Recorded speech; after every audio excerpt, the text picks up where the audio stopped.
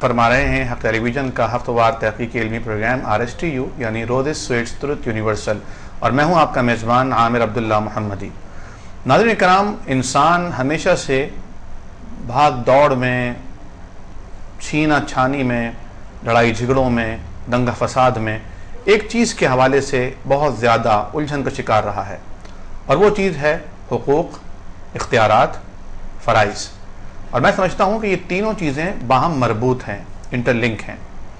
حقوق بھی محبت کی طرح دینے کی چیز ہے، مانگی نہیں جاتی، یہ مانگنے سے کبھی نہیں ملتے۔ جس طرح محبت کبھی بھیک میں نہیں مانگی جاتی، جتنی زیادہ انسان دوسرے شخص کو محبت دیتا ہے، رد عمل میں، ریئیکشن میں یہ اسے اس سے زیادہ واپس ملتی ہے۔ یقینی طور پر حقوق کا معاملہ بھی اسی طرز کا ہے۔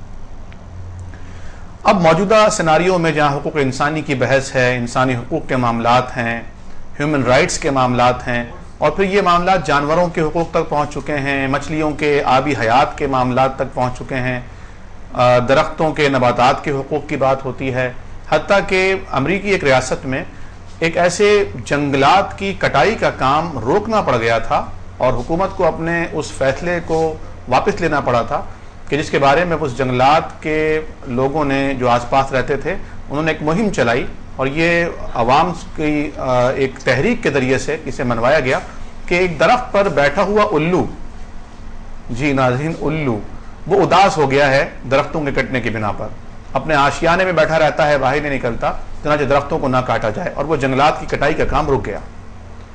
لیکن آج کے اخبار کی خبر ہے کہ اسامہ بن لادن کی مبینہ جو واقعہ ہوا ان کے قتل کا، اور جو ایبٹ آباد کا سانحہ رونما ہوا، جس میں پاکستان کے ساتھ بہت زیادتی بھی ہوئی کہ پاکستان کو بتائے بغیر اتنی بڑی کارروائی ہوئی کہ اب پوری پاکستانی قوم خلفشار کا، انتشار کا، ذہنی الجھنوں کا شکار ہے۔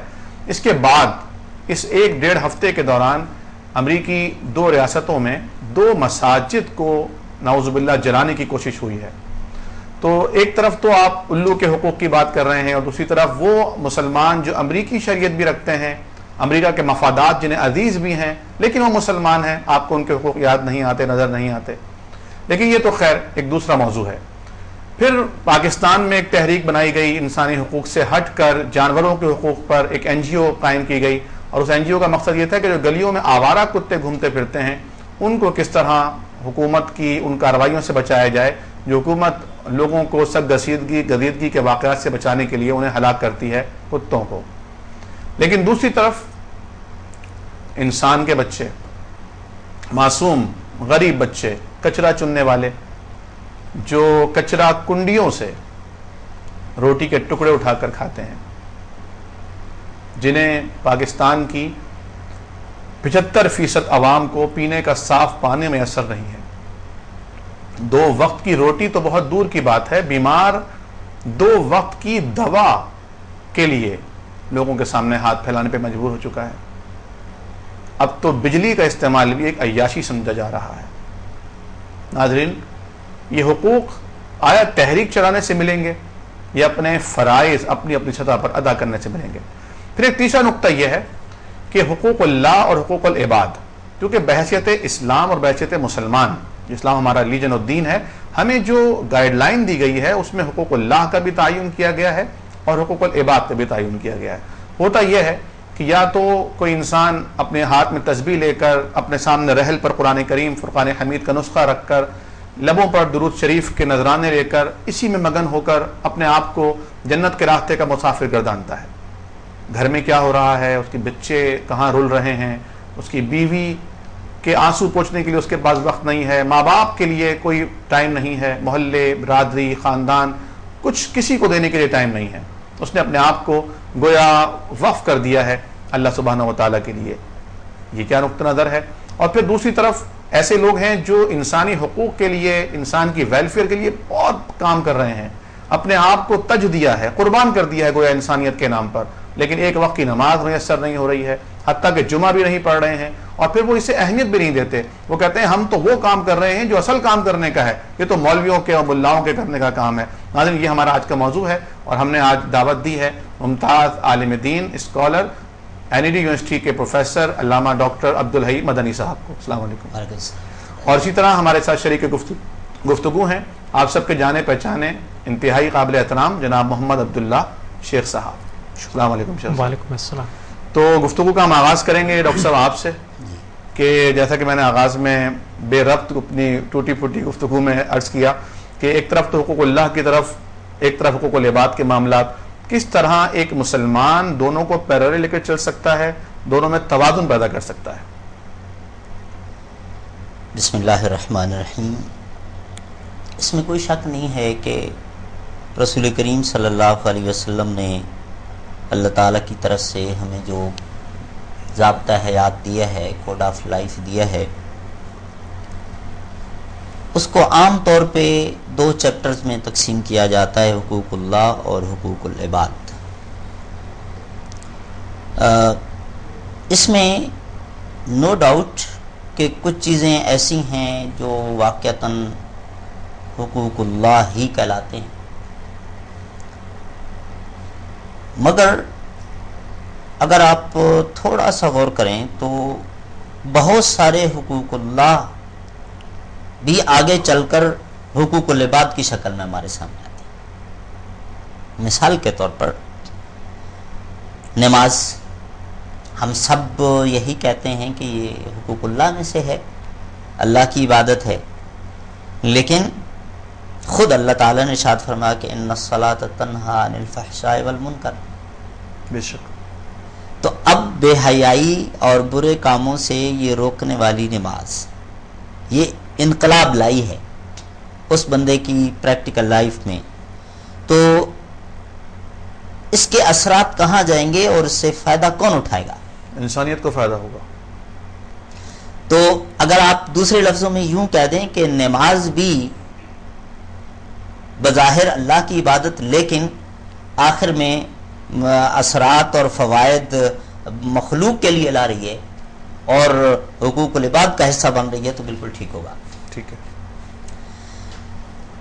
اس سے حقوق العباد کی امپورٹنس بھی ہمارے سامنے آتی ہے۔ آپ صلی اللہ علیہ وسلم کی بہت ساری احادیث، ایک بہت مشہور ہے، بچے بچے کو معلوم کہ اللہ تعالیٰ اپنے حقوق جس کو چاہے معاف کر دے، لیکن حقوق العباد اس وقت تک نہیں معاف کرے گا جب تک کہ وہ متعلقہ شخص اس کو سارے معاملہ معاف نہ کر دے۔ اور صحابہ کرام نے جب آپ صلی اللہ علیہ وسلم کے سوال کے جواب میں بتایا تھا کہ مفلس کون، آپ نے فرمایا نا کہ تدرون من المفلس، تو کہا جی مفلس وہ ہوتا ہے جس کے پاس درہم دینار نہ ہو۔ تو آپ صلی اللہ علیہ وسلم نے کیا جواب دیا تھا؟ ایک وہ حصہ ہے، اور ایک وہ ہے وہ جو 3 صحابہ کرام آئے تھے ام المومنین حضرت عائشہ صدیقہ رضی اللہ تعالی عنہ کے پاس، اور آپ صلی اللہ علیہ وسلم کا شیڈول پوچھا۔ ام المومنین نے جو نوٹ کیا تھا وہ بتایا، اور ہر شخص اپنے اپنے طور پر کیا ارادہ کر رہا تھا، کیا عزم کر رہا تھا، اس پر رسول کریم صلی اللہ علیہ وسلم نے ان تینوں کو کیا بات سمجھائی تھی؟ ان کو اپنے نفس، اپنی جان، اپنے جسم کا حق بھی بتلایا، تمہاری بیوی کا بھی تم پر حق ہے، اور پھر ایک خاص بات اس میں یہ بھی کہ محمد الرسول اللہ صلی اللہ علیہ وسلم کو بائی پاس کر کے اگر آپ کوئی حقوق اللہ ادا کرنا چاہو اور پھر سمجھو کہ اس پر تمہیں کوئی ریوارڈ مل جائے گا، کوئی اجر اور ثواب ملے گا، تو یہ تمہاری بھول ہے۔ بہت خوبصورت نقطہ آپ نے بیان کیا۔ وہ بدو جو ایک خوبصورت جملہ کہہ گیا تھا، ہمارے ماں باپ اس پہ قربان ہوں کہ واللہ لا ازید ولا انقص، نہ میں اضافہ کروں گا نہ کبھی کروں گا، وہ یہی ہے کہ ہمارے لیے جو لائق تکریم کے ساتھ ساتھ واجب الاطاعت ذات ہے وہ نبی اکرم صلی اللہ علیہ وسلم کی ہے، ان کو بائی پاس کر کے اللہ کو راضی نہیں کیا جا سکتا۔ بالکل نہیں کیا جا سکتا۔ تو اب اس حوالے سے آپ دیکھیے، فارسی کا ایک شعر بھی ہے، زاہد ندارت تاب جمال پری رخاں، ترسندہ بکن نشست خدا را بہانہ ساخت۔ سبحان اللہ۔ ایک حضرت صاحب دنیا جہان سے کٹ آف ہو کر گوشہ نشین ہو جاتے ہیں، بڑا ذکر، بڑی عبادت، اور سمجھتے ہیں کہ یہ کیا بات ہے، آپ کا ٹیسٹ ہی نہیں ہوا، آپ پہلے امتحان سے گزرے اور ٹیسٹ تو معاشرے میں رہ کر ہوگا، معاشرے میں ہوگا، لیبلوکم ایکم احسن عملا، یہاں آ کر ٹیسٹ ہوگا کہ آپ کتنا حقوق اللہ، کتنا حلال حرام، کتنا جائز ناجائز کا خیال رکھتے ہیں. یہاں آپ کے تقوی کا پتہ چلے گا. وہاں بیٹھ کر تو میں اس حوالے سے یہ گزارش کرنا چاہوں گا. جب حقوق کی بات کر رہے تھے وَإِنَّ لِزَوْجِكَ عَلَيْكَ حَقًّا وَإِنَّ لِجَسَدِكَ، اس کو تھوڑا سا آپ. نبی کریم صلی اللہ علیہ وسلم نے جو شخص کہہ رہا تھا کہ میں ساری رات عبادت کیا کروں گا، ان کی سوچ یہ تھی کہ میں تو بہت گناہگار ہوں، اور جب رسول اللہ صلی اللہ علیہ وسلم معصوم عن الخطا اور حوض کوثر کے مالک، اللہ کی مخلوق میں سب سے عظیم ہستی، جو شخص ان کی رسالت نہیں مانتا، توحید میں کتنا ہی اپنے آپ کو پرفیکٹ کہتا رہے، اس کا ایمان ہی اللہ نے تسلیم نہیں کیا. بے شک. تو اگر یہ اتنی عبادت کرتے ہیں کہ ان کے قدم مبارک متورم ہو جاتے ہیں، تو میں تو بہت گناہگار آدمی ہوں، مجھے تو کہیں زیادہ کرنی چاہیے. تو آپ صلی اللہ علیہ وسلم نے اس کو فرمایا کہ تمہارے جسم کا تم پر حق ہے. اللہ تعالیٰ نے جو نظام رکھا، آپ کے جسم کو ضرورت ہے ان 24 آورز میں چند گھنٹے نیند کی ضرورت ہے. بے شک. اور پھر آج تو میڈیکل سائنس بھی کہتی ہے کہ اندھیرے میں سونا چاہیے، آپ کو لائٹ آف کر کے سونا چاہیے. اور پھر وہ میں نے ایک آرٹیکل پڑھا تھا، اس میں انہوں نے بڑی زبردست بات کی. آخر میں ایک دو جملے جو انہوں نے کہے تھے وہ آپ سے شیئر کرتا ہوں، سادہ لفظوں میں سمجھانے کے لیے عام پبلک کو، کہ جب آپ لائٹ آف کر کے اپنے بیڈ پہ لیٹتے ہیں تو آپ کے جسم کی ورکشاپ آن ہو جاتی ہے. سبحان اللہ. اور ریپیئرنگ کا عمل شروع ہو جاتا ہے. واہ. اگر آپ اٹھ کر بیٹھ جائیں گے تب بھی ورکشاپ آپ کی بند، وہ عمل بند. لائٹ آن کر دیں گے تب بھی وہ عمل بند ہو جائے گا. بہت خوب. پھر نبی کریم صلی اللہ علیہ وسلم نے جو شیڈول دیا تھا، ام المومنین حضرت عائشہ صدیقہ رضی اللہ تعالیٰ عنہ کی روایت بھی، عشاء کے بعد ہمارے ہاں کوئی بندہ نہیں جاگتا تھا، لائٹس آف ہو جاتی تھی. اب سائنس بھی یہ کہتی ہے کہ شفق غروب جب ہو جاتی ہے، رات سٹارٹ ہوتی ہے، تو اس کے جو شروع کے اوقات میں بندہ سوتا ہے، اس کے جسم کو جو نشاط ملتی ہے وہ پچھلے پیر یا دن میں جتنا بھی سویا رہے اس کو وہ نشاط نہیں مل سکتی. یعنی سار خیزی جو ہے وہ انسان کی طبیعت میں ایک نشاط پیدا کرتی ہے. بالکل. اور قرآن بھی یہی کہتا ہے وَجَعَلْنَا نَوْمَكُمْ سُبَاتًا وَجَعَلْنَا اللَّيْلَ لِبَاسًا. نبی کریم صلی اللہ علیہ وسلم ان کو حکم دیا تمہارے جسم کی ضرورت ہے، اگر پوری رات جاگو گے تو ایک دن دو دن، اس کے بعد فرض نماز سے بھی رہ جاؤ گے. جس نے کہا تھا کہ میں روزانہ روزہ رکھوں گا، اس کو بھی آپ صلی اللہ علیہ وسلم نے فرمایا کہ مستقل اگر آپ روزے رکھیں گے تو اکتا آ جائیں گے، جسم کمزور ہو جائے گا، پھر عبادات میں صاف ظاہر ہے کہ پھر کمی آ جائے گی. اور اللہ تعالیٰ کو بھی وہ نیکی، وہ عمل زیادہ پسند ہے کہ جو ریگولر ہو اور لگاتار رہے، خواہ تھوڑا ہو. بالکل صحیح ہے. جو کہتا تھا کہ میں شادی نہیں کروں گا، کہ حقوق اللہ یا حقوق العباد ایک ہی کر سکتا ہوں، رسول اللہ صلی اللہ علیہ وسلم کی جو حکمت ہے، بصیرت ہے، آپ تو دونوں طرف چل سکتے ہیں، میں نہیں چل سکوں گا. اب اپنے طور پہ سوچتا رہا وما خلقت الجن والانس الا لیعبدون، اللہ تعالیٰ نے ہمیں اپنی عبادت کے لیے پیدا کیا ہے، اس کا مطلب یہ ہے کہ حقوق اللہ ضروری ہیں، لہٰذا میں شادی بیاہ سے جان چھڑا لوں، صرف اللہ کی عبادت کرتا رہوں گا. تو آپ صلی اللہ علیہ وسلم نے اس کو بھی فرمایا کہ اللہ نے ایک نظام رکھا ہے کہ ہر میل کو فیمیل کی ضرورت ہے، ہر فیمیل کو میل کی ضرورت ہے، اس کے بغیر نظام چل ہی نہیں سکتا ہے. اور ایک خاندان بنے گا، خاندان سے پھر یقینی طور پر یقیناً تو ساری بات کی چیزیں ہیں، لیکن اس وقت اس جسم کی بھی تو یہ ضرورت ہے. ٹھیک ہے. تو آپ صلی اللہ علیہ وسلم نے اس کو فرمایا کہ نفسیاتی ضرورت ہے. بالکل وہ ضرورت ہے. اور ایک جملے میں سارا نچوڑ دے دیا کہ میں تمہارے لیے رول ماڈل ہوں، مجھے دیکھو، میں رات کو سوتا بھی ہوں، عبادت بھی کرتا ہوں، روزے بھی رکھتا ہوں، افطار بھی کرتا ہوں، شادیاں بھی کی ہیں، فیملی بھی چلا رہا ہوں، اور اللہ رب العالمین کے حقوق بھی اور اس کی عبادت بھی اور اس کے دیے ہوئے فرائض وہ بھی ادا کر رہا ہوں. تو یہ ہے تمہارے لیے راستہ. تو حقوق اللہ اور حقوق العباد، جن کو ہم بالکل خالصتاً حقوق اللہ کہیں، فار ایگزامپل سجدہ صرف اللہ کے لیے، بے شک، قسم صرف اللہ کے نام کی، نظر و نیاز صرف اللہ کے نام کی، یہ اللہ کے حقوق ہیں. بے شک، بلا شبہ یہ اللہ ہی کے لیے ہم اللہ کے علاوہ کسی اور کے لیے اگر ہم کریں گے تو آپ صلی اللہ علیہ وسلم کے واضح احکامات موجود ہیں. معاذ کی حدیث بھی ہے نا، اتدری ما حق اللہ علی العباد. جی سب سے پہلا وہاں اس کا جواب بھی آپ صلی اللہ علیہ وسلم نے یہی دیا کہ اللہ کے علاوہ کسی اور کی. تو وہ چیپٹر اپنی جگہ پہ موجود ہے بلا شبہ، لیکن دوسرا چیپٹر بالخصوص ان حالات میں میں یہ سمجھتا ہوں کہ ہر پڑھے لکھے بندے کو جہاں تک اس سے ہو سکے اس پر آواز اٹھائے، اس پر بات کرے کہ ہم کہاں جا چکے ہیں. ہماری نوجوان نسل، ہم شکوہ انہی کا کرتے ہیں، لیکن ابھی آپ تمہید میں کچھ باتیں اشارتاً فرما رہے تھے. بڑے عمر رسیدہ حضرات بھی، بیوی بچوں والے بھی، آپ دیکھیں آؤٹ ڈور ایکٹیویٹیز بہت بڑھ گئی ہیں، اپنی فیملی کے لیے ٹائم نہیں ہے، حقوق العباد میں کمی، نتیجتاً پریشانیاں ہماری بڑھتی چلی جا رہی ہیں. تو اس چیز کو سمجھنے کی ضرورت ہے کہ کہاں اس کی ضرورت ہے، کہاں اس کی ضرورت ہے. اللہ نے یہ جو شریعت رکھی ہے اس میں حقوق العباد کی کتنی اہمیت ہے، اور اس میں پھر اپنی ذات سے لے کر کیڑے مکوڑے تک کے حقوق رکھے. سبحان اللہ. ڈاکٹر صاحب بات ہوتی رہے گی. ہمارے RSTU کے جو بانی ہیں محترم الیاس ستار صاحب ماشاءاللہ عمرے کی سعادت حاصل کرنے کے لیے گئے ہوئے ہیں حرم اور مدینہ شریف میں ماشاءاللہ آپ نے قیام کیا، اور اب آپ جا رہے ہیں مکہ. راستے میں ہم نے ان کو لائن پہ لیا ہے. جناب الیاس ستار صاحب السلام علیکم. ڈاکٹر عبدالحی مدنی صاحب، عبداللہ شیخ صاحب اور حق ٹیلی ویژن کی پوری ٹیم اپنے میزبان عامر عبداللہ محمدی کے ساتھ آپ سے ہم کلام ہے. کیسا سفر گزر رہا ہے آپ کا؟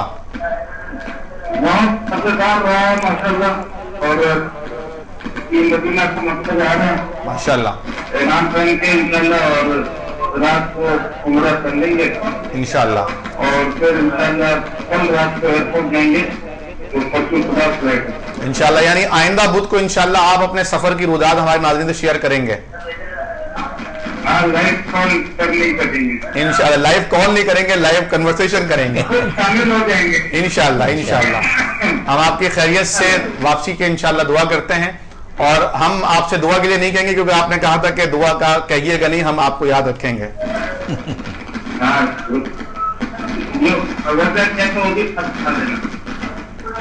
جی آپ نے کہا تھا کہ یقینی طور پر کوئی بیٹا بھی اپنے باپ سے اور ماں سے کہتا ہے کہ مجھے دعا میں یاد رکھیے گا. یہ بڑی شفقت آپ کی. اللہ آپ کو سلامت رکھے.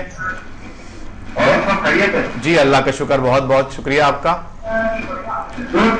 واقعے سنا دیتا ہوں. جی ابھی ماشاءاللہ مسجد نبی میں پرسوں یعنی 16 مئی کو. جی ہلو جی جی سن رہے ہیں ہم، آپ فرمائیے. 16 مئی کو نماز پڑھ رہا تھا، کون اللہ کا بندہ ہے جی نماز کے دوران، جی لیکن خوشی کی ہے. اور دوسرا مزے کا بات، یہ کراچی میں ہڈی کے ڈاکٹر سے اپوائنٹمنٹ لیا تھا 17 مئی کا، جی لیکن وہ 17 مئی کا اپوائنٹمنٹ ادھر میں آ گیا تھا. ٹھیک ہے آپ وہاں تھے. بات ہے وہی ہڈی کے ہی ڈاکٹر سے ملاقات تھا. بہت 17 مئی کو وہ یہ علاج بہت خوب.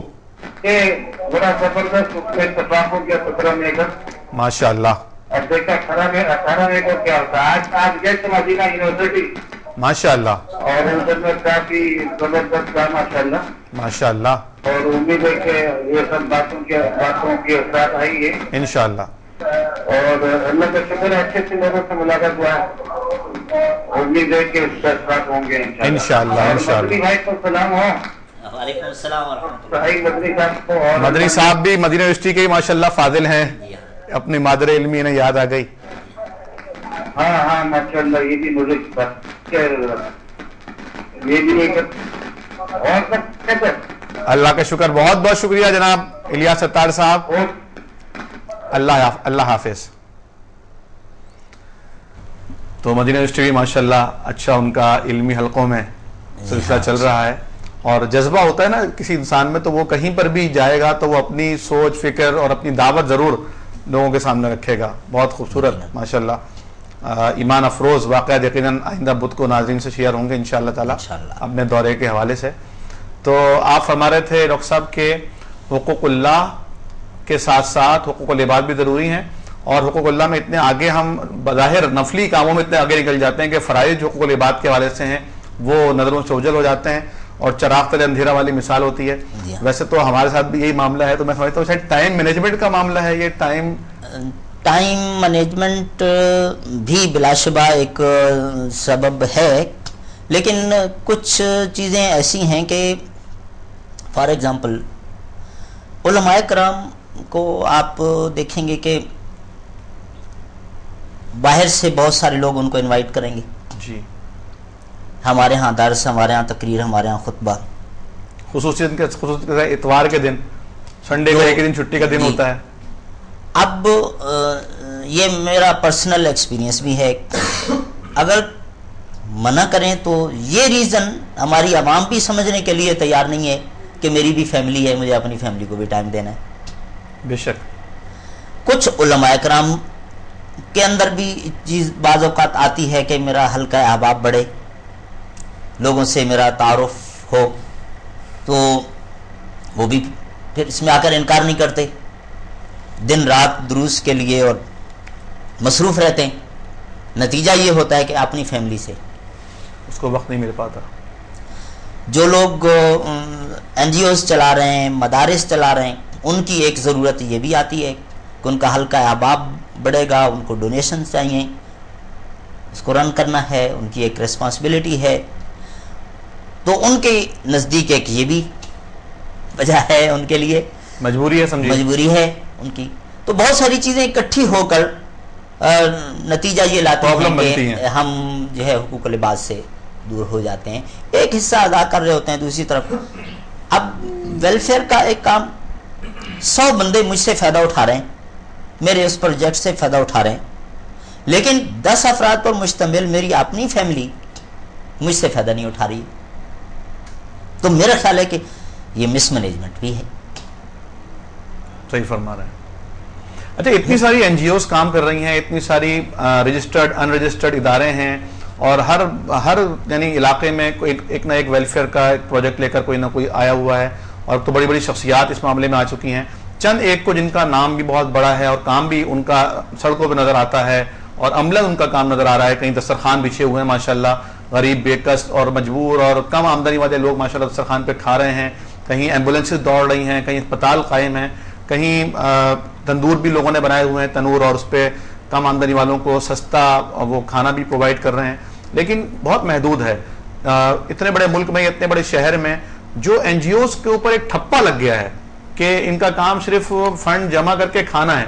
یعنی یہ بندہ لگائیے کہ یہ صورتحال ہو گئی ہے کہ ایماندار لوگ بھی اگر کوئی ویلفیئر کا کام کرنا چاہیں تو وہ شرماتے ہیں یہ کہتے ہوئے کہ ہماری ویلفیئر سوسائٹی ہے یا ہمارا کوئی ویلفیئر ٹرسٹ ہے، کیونکہ اگلا یہی سمجھے گا کہ اب یہ ڈونیشن مانگیں گے اور ڈونیشن جو ہے ہمارا صحیح جگہ پہ لگے گا نہیں. اس تعصب کو کیسے رفع کیا جا سکتا ہے؟ ڈاکٹر صاحب میں یہ کہوں گا کہ سب سے پہلے تو جو لوگ اس میدان میں اترتے ہیں ان کو سنسیئر ہونا ہوگا. سب سے پہلی شرط یہ ہے، سب سے پہلی شرط یہ ہے کہ جو یہ کرنے والا کام ہے وہ اپنا قبلہ درست کرے، اللہ کے سامنے جواب دہی کا احساس ہو، کس مقصد کے تحت وہ یہ کر رہا ہے. یہ پہلی ذمہ داری اس شخص کی ہے. دوسری ذمہ داری ہماری عوام کی بھی ہے. میں معذرت کے ساتھ کہوں گا، بہت سارے لوگ پروگرام دیکھ رہے ہوں گے، سن رہے ہوں گے، ہمارے ہاں ڈونیشن دینے والے لوگوں کا رویہ بھی غلط ہے.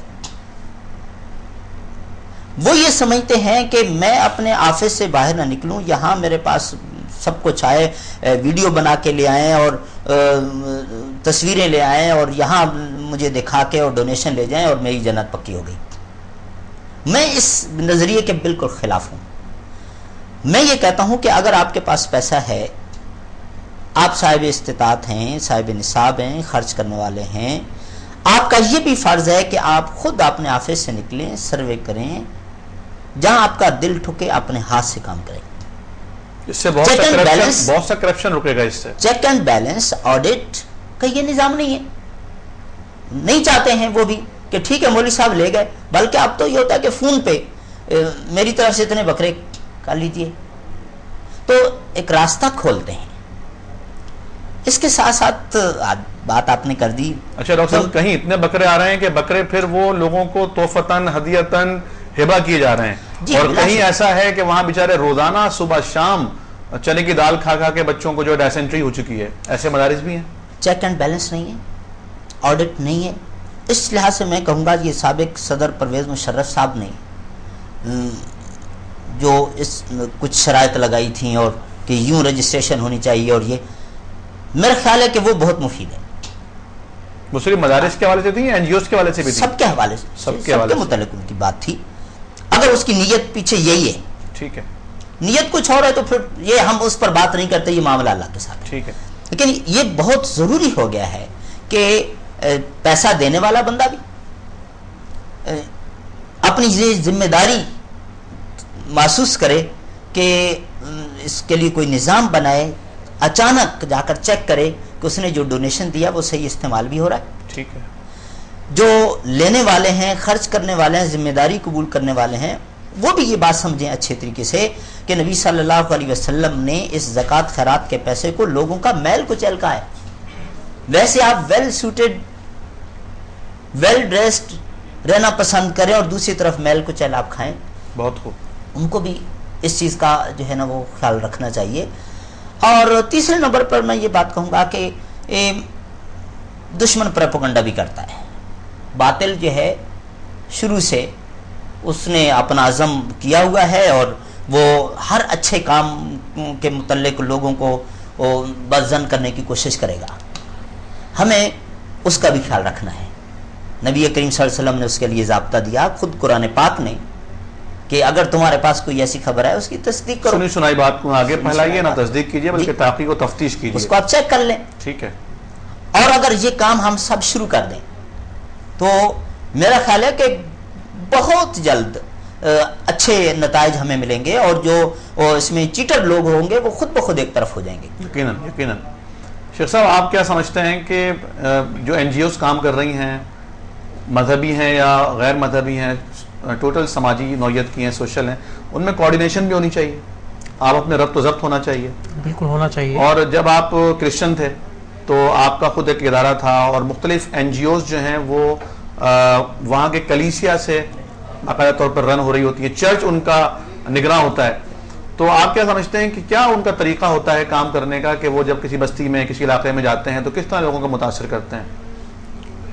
دیکھیں، این جی اوز کا جو کام ہے وہ اب ڈھکا چھپا رہا نہیں. کوئی وقت تھا کہ این جی اوز جب کام کر رہی تھیں تو لوگوں کو علم ہی نہیں ہوتا تھا. صرف اس علاقے کے لوگوں کو یا اس گاؤں یا اس جس علاقے میں کام ہو رہا ہوتا تھا نا، وہاں کے چند عام لوگوں کو یا خاص لوگوں کو علم ہوتا تھا کہ این جی اوز ہیں یا کوئی تنظیم کام کر رہی ہے اور وہ کس نوعیت سے کام کر رہی ہے، کس بنیاد پر کر رہی ہے. اب کیا طریقہ ہے؟ اب تو کھل گیا ہے معاملہ، اب کھل چکا ہے کیونکہ لوگوں میں شعور آ گیا، لوگوں کو معلوم بھی ہو چکا ہے. این جی اوز کا کام اصل میں یہ ہے، وہاں جو میں نے دیکھا میرے ساتھ مل کر این جی اوز کام کرتی رہیں، ہم ان کے ساتھ مل کر کام کرتے رہے، لیکن اس میں مقصد صرف یہی رہا کہ لوگوں کو، اصل میں حقیقت یہ ہے، اکثر لوگوں کی بات کر رہا ہوں، اکثر تنظیموں کی بات کر رہا ہوں، سب کی نہیں، اکثر تنظیمیں جو باہر سے ہیں ان میں اکثریت اس نظریے کی پائی جاتی ہے اکثر لوگوں میں کہ اس لوگوں کو اسلام سے کسی طور پر دور کر دیا جائے. اس کے لیے کون سے ذرائع استعمال کیے جائیں، ذریعے استعمال کیے جاتے ہیں. آپ دیکھیں کہ ایک فلم کا ذریعہ استعمال کیا جاتا ہے، ایک جیزس فلم ہے، این جی اوز کے ذریعے، مختلف تنظیموں کے ذریعے، مختلف علاقوں میں، مسلم ایریاز میں، گوٹھوں میں، مقامی زبانوں میں ڈبنگ کر کے اس فلم کو چلایا جاتا ہے، دکھایا جاتا ہے. پہلے ایک وقت تھا کہ سن 2000 آخری فائنل جو ہے وہ مشنز نے کہہ دیا تھا کہ یہ فلم دکھائی جائے گی، لیکن اب وہ بڑھ چکا ہے پیریڈ اور اب بھی وہ دکھائی جاتی ہے.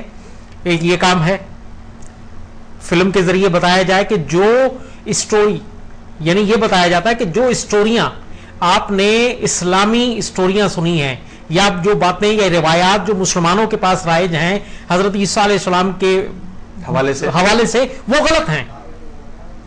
ہم جو آپ کو یہاں پر یہ ڈاکومنٹری دکھا رہے ہیں یا یہ فلم دکھا رہے ہیں، یہ صحیح، ہم صحیح رخ سے آپ کو صحیح واقعات سے روشناس کرا رہے ہیں. یعنی جو مغربی NGOs ہیں ان کا مقصد جو ہے اپنے مذہب کی تبلیغ ہے. جی ہاں, لوگ بھی کہہ سکتے ہیں کہ ویلفیئر کے ذریعے سے مذہب کی تبلیغ بھی ہو سکتی ہے. جی ہاں, ہو رہی ہے. بہائی جو ہیں وہ بھی اندرون سندھ میں یہ کام کر رہے ہیں, قادیانی اندرون سندھ میں یہ کام کر رہے ہیں, کرسچنز اندرون سندھ میں اور اندرون پنجاب میں اور بلوچستان کے ایریاز میں, اب تو افغانستان تک ان کا جو ہے وہ مشنز بارڈر مشن کے نام سے جو ہے وہ پھیل چکا ہے اور وہ بھی کام کر رہے ہیں. یہ بھی تو کہا جاتا ہے نا کہ خالی پیٹ والے کو جو ہے وہ آپ خوف خدا یا اللہ رسول کی بات کریں گے تو وہ جب تک اس کے پیٹ میں روٹی نہیں ہوگی کیسے وہ اس بات کو سن سکے گا. صحیح کہہ رہے ہیں آپ, لیکن بات ساری یہ ہے کہ جب خالی پیٹ, میں نے تو بہت سارے خالی پیٹ والوں کو بڑا مضبوط ایمان والا دیکھا ہے. صحیح ہاں, بہت شاندار اور بڑے بڑے پیٹ بھرے ہوئے لوگوں سے بھی شاندار اور بہترین ایمان میں دیکھا ہے مسلمانوں کو. ٹھیک ہے, ایسوں کو کہ جن کو خریدنے کی کوئی بھی یعنی کوئی آفر ان کے لیے بیکار ہے, انمول. کئی لوگوں کو ایسے دیکھا کہ جن کو پیشکش کرتے رہے, لاکھوں کی اور کروڑوں تک کی پیشکش ہو چکی, یعنی بڑھتا رہا ریٹ. خال ہے نا ایسے لوگ. ہاں, ایسے لوگ بھی ہیں. اکثر تو عوام بیچاری معصوم, خالی پیٹ بھی ایسے ہیں. جی, اور یہاں تو بہت سارے بھرے ہوئے پیٹ کو بھی دیکھا کہ وہ تو چٹکی بجاتے بھی جو ہے وہ اپنے ایمان کا جو ہے وہ سودا کرنے سے بریک نہیں کرتے. حریص ہیں اور حرص و ہوس میں ایسے بھی ہیں, ہر جگہ یہ لوگ پائے جاتے ہیں. نبی اکرم صلی اللہ علیہ وسلم جب مدینہ طیبہ میں تشریف لائے اور آپ خطاب فرما رہے تھے, شیخ صاحب جانتے ہیں کہ جب عبداللہ بن سلام جو یہودیوں کے بہت بڑے عالم تھے, ان کی کان میں جب پہلی آواز نبی اکرم صلی اللہ علیہ وسلم کی پہنچی, وہ کوئی بہت بڑی کوئی مذہبی عبادت یا کوئی بہت بڑا مسجد بنانا, مدرسہ بنانا, اس قسم کا کوئی معاملہ نہیں تھا. ایک سیدھی ایک عوامی بات تھی کہ یا ایھا الناس افشوا السلام واطعموا الطعام. یعنی پہلے جو 2 نکات تھے وہ یہ تھے کہ سلامتی پھیلاؤ یعنی محبت پھیلاؤ. روزی سویٹ ترک یونیورسل کا بھی یہی نظریہ ہے کہ ہر ایک کے لیے محبت عام ہو. اور دوسرا اطعموا الطعام, بھوکوں کو کھانا کھلاؤ. تو یہ ہمارے ہاں خاص طور پر میں آپ سے بھی یہ بات پوچھنا چاہوں گا, لوگ یہ کہتے ہیں کہ جب ہم غیر مسلم تھے تو ہم اتنا پیسہ ویلفیئر میں خرچ کرتے تھے, جی, جب ہم مسلمان ہوئے ہیں تو ہم کنجوس ہو گئے. کیا وجہ اس کی؟ ہاں, یہ وجہ تو بہرحال وہ لوگ ہی پیش کر سکتے ہیں جو کنجوس ہو چکے ہیں اس معاملے میں. لیکن یہ سچ ہے کہ وہاں رہتے ہوئے تو بہت سارا پیسہ لوگ خرچ کرتے رہے ہیں, اور اس کی وجہ یہ ہے کہ اب یہاں پر اگر کوئی کنجوسی کی بات کرتا ہے تو اصل میں یہاں اس کے پاس کچھ ہے ہی نہیں. جہاں تھا وہاں اس کے پاس بہت کچھ تھا, ذرائع تھے. یہ بھی ایک وجہ ہے, ذرائع تھے جب وہ ان ذریعوں سے لیتا تھا اور تقسیم کر رہا تھا.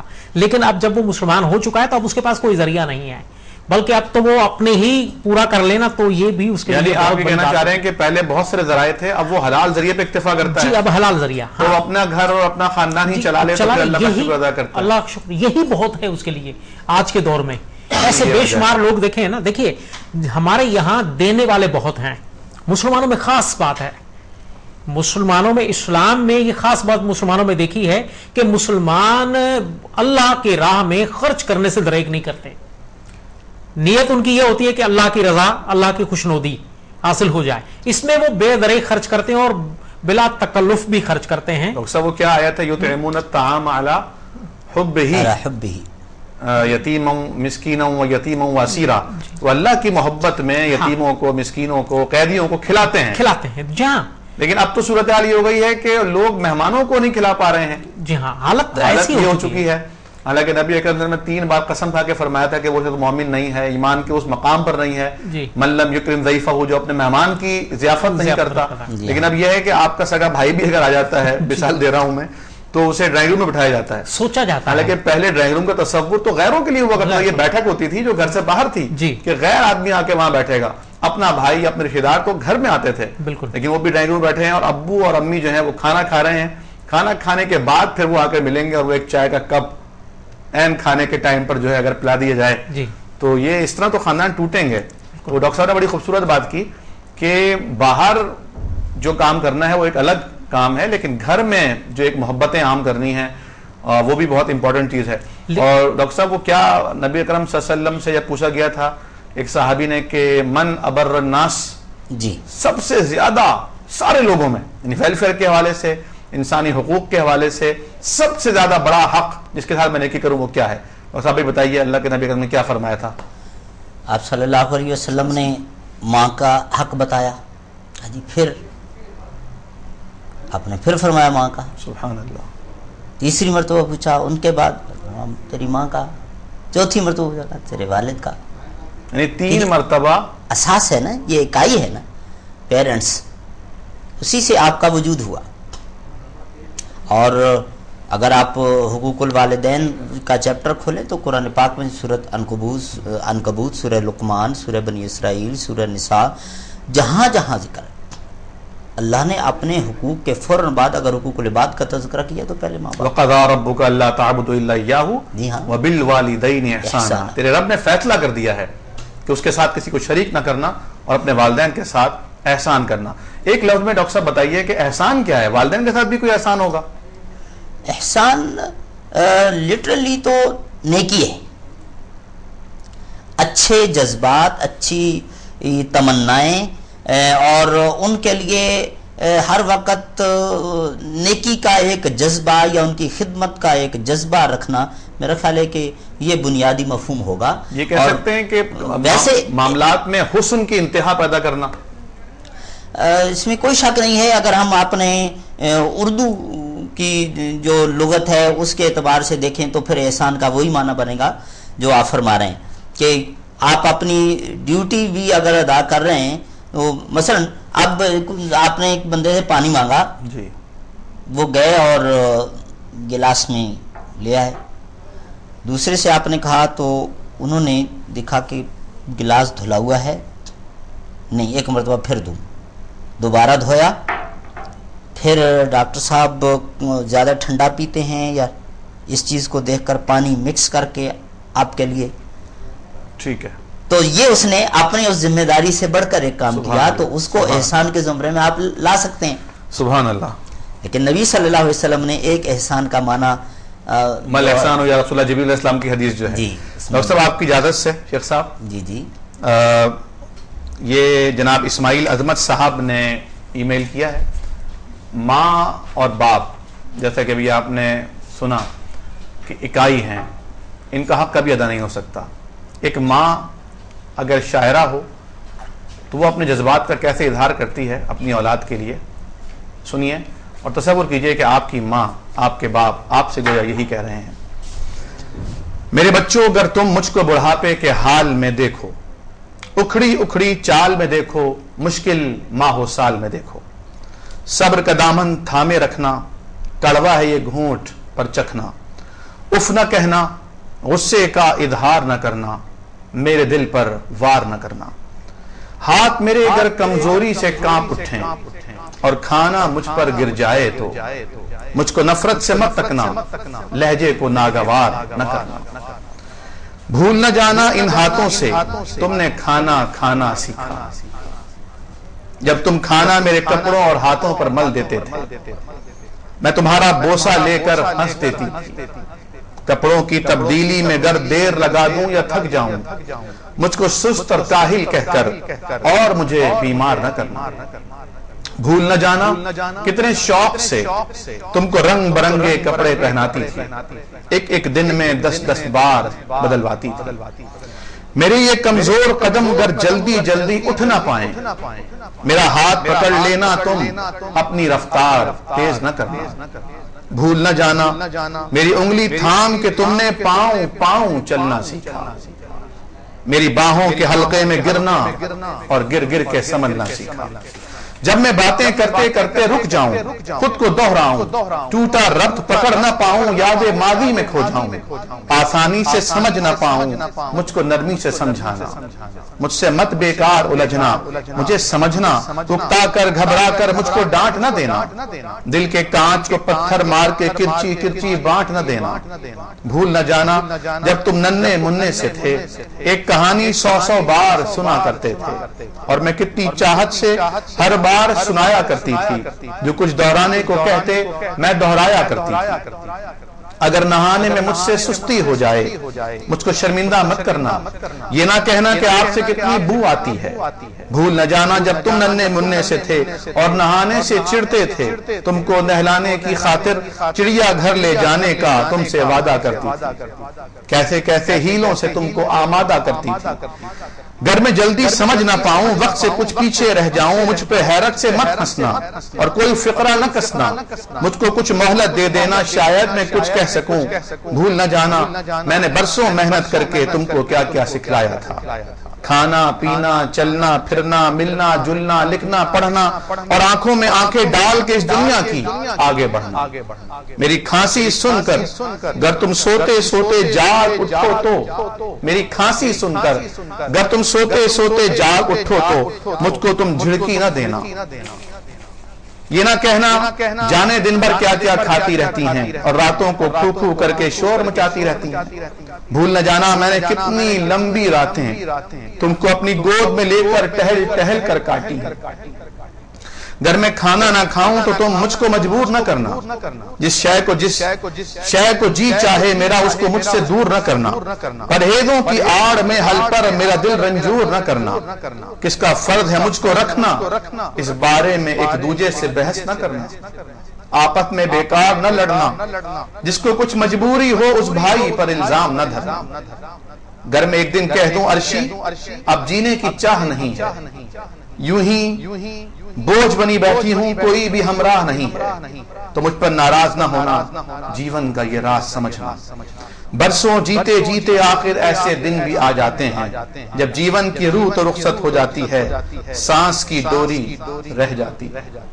شاید کل تم جان سکو گے اس ماں کو پہچان سکو گے، گرچہ جیون کی اس دوڑ میں نے سب کچھ ہار دیا ہے، لیکن میرے دامن میں جو کچھ تھا تم پر وار دیا ہے، تم کو سچا پیار دیا ہے، جب میں مر جاؤں تو مجھ کو میرے رب کی جانب چپکے سے سرکہ دینا اور دعا کی خاطر ہاتھ اٹھا دینا۔